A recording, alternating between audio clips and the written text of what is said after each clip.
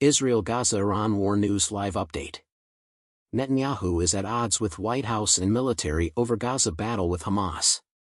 Israeli Prime Minister Benjamin Netanyahu is increasingly at odds with the U.S. government and his own military over his handling of the Gaza war, amid growing concern that another front in the war could open up, threatening U.S. forces in the region. This week, Netanyahu and Israel's military appeared to have split as the Gaza Strip conflict against Hamas neared 10 months. The Hamas-run Ministry of Health reports around 37,400 Palestinian deaths since the fighting. Hamas' October 7 terrorist strike on Israel killed 1,200 people and kidnapped over 200, half of whom remain in Gaza. Freed Israeli captive alleges Gaza hospital, civilian homes held her. With Netanyahu vowing to continue the war until his key objectives are met, senior Israeli military figures have voiced frustration, echoing White House comments that there appears to be no plan for what comes after the fighting. The Israel Defense Forces says 664 of its troops have been killed.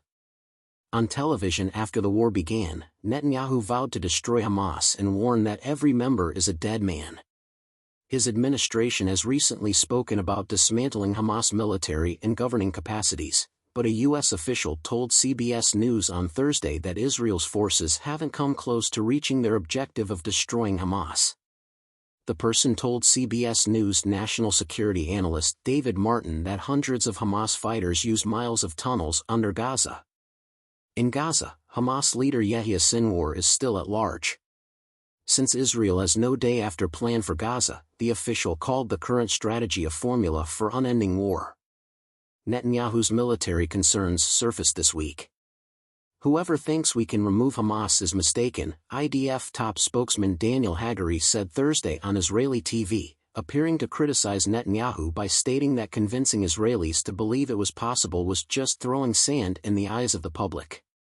He cautioned that a plan to administrate the densely packed Palestinian territories after Hamas' almost 20-year reign would have dire implications. "If we don't bring something else to Gaza," Hagari remarked, "we'll get Hamas." Netanyahu's war cabinet, a coalition of opposing lawmakers formed almost immediately after the October 7 attack to show a united reaction, recently collapsed over the same issue. After Hamas's military defeat, CBS News asked veteran Times of Israel writer Tal Schneider what would happen in Gaza if there was no leadership vacuum. "Hamas stays in power," she said. "Without civilian infrastructure, Hamas remains just that." Despite not carrying firearms.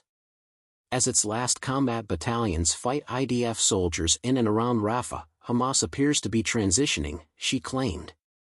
"Once they saw the military was moving into Rafah, they dropped the guns and rushed away with their, simply clothes," she added, adding that laying down their armaments doesn't mean they've stopped being Hamas.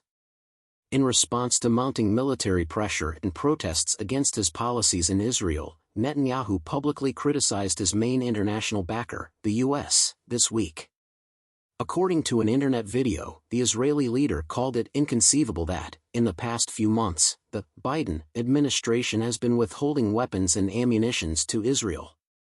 On Tuesday, White House Press Secretary Karine Jean-Pierre sharply responded to Netanyahu's allegations, saying, "We don't know what he's talking about. We don't. You've heard us mention a stopped armaments shipment. Without updates, we're still having positive talks with the Israelis about releasing that shipment," said. No other pauses or holds.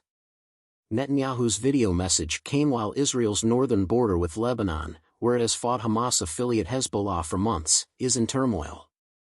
Both sides' missile and rocket strikes and threats have increased in recent weeks. This week, Hezbollah's leader, like Hamas, supported by Iran and labeled a terrorist organization by the U.S. and Israel, warned that it would defend itself in a confrontation with Israel. Israeli leaders have consistently countered.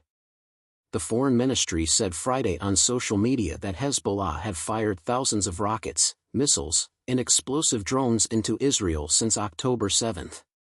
"Make no mistake, we will not allow Hezbollah to terrify the people of Israel." The White House is concerned about Israel initiating a full-scale military attack against Hezbollah in Lebanon. To emphasize those concerns, President Biden sent an ambassador to Israel this week. Hezbollah and other Iran-backed groups have more weaponry than Hamas, and some have killed U.S. personnel in the Middle East with missiles and drones since the Gaza battle began.